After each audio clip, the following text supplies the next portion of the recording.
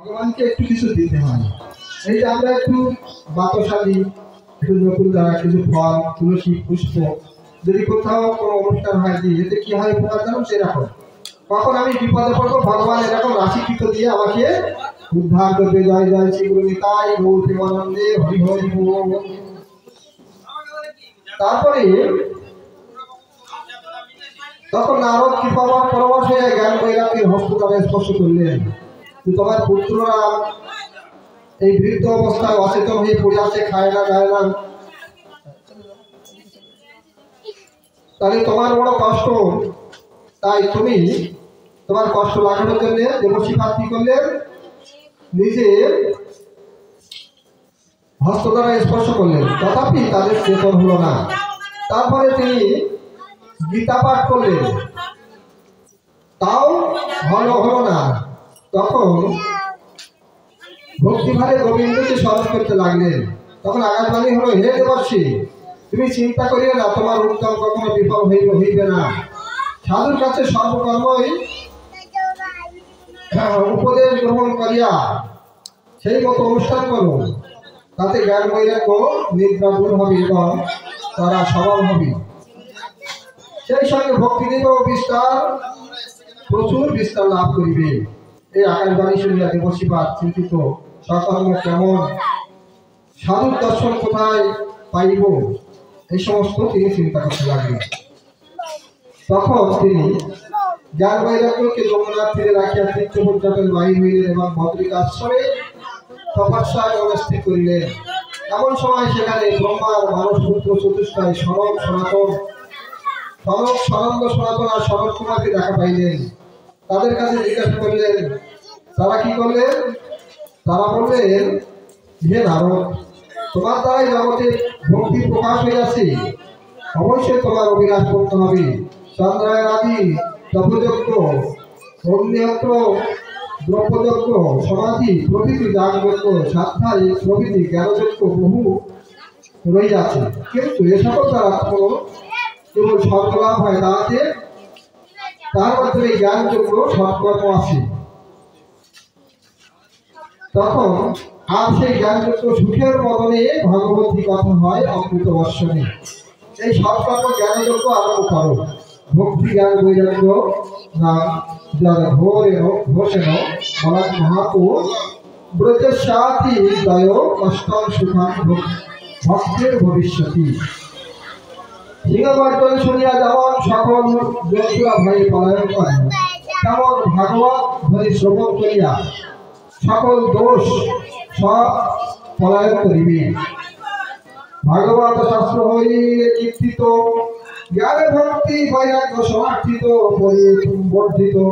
জ্ঞান বৈরাগ্য হবে দুঃখের বিমোচন, ভক্তির উল্লাসিত হবে তখন দেবশিপাদ বারবার আবার গীতা পাঠ চেষ্টা করলেন, কিন্তু কিছুতেই হলো না। তখন ভগবান কোথায় কেমন করিয়া তারা চেতন লাভ করিবে, তবে আপনাদের যখন দর্শন পাইলাম তখন আমার এই কখনোই ব্যর্থ হইবে না, এরকম বললেন, এবং আপনাদের সর্বগত আমার সংশয় দূর করুন।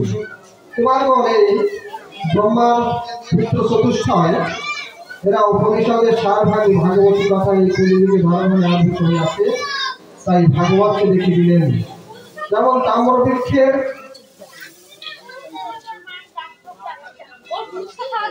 বৃক্ষ সর্বসময়ে, যেমন আম্র আদি বৃক্ষ সর্বসময়ে হইয়াও আস্বাদন হয় না, সেই রস ফল আকারে পরিণত হইলে আস্বাদ হয়।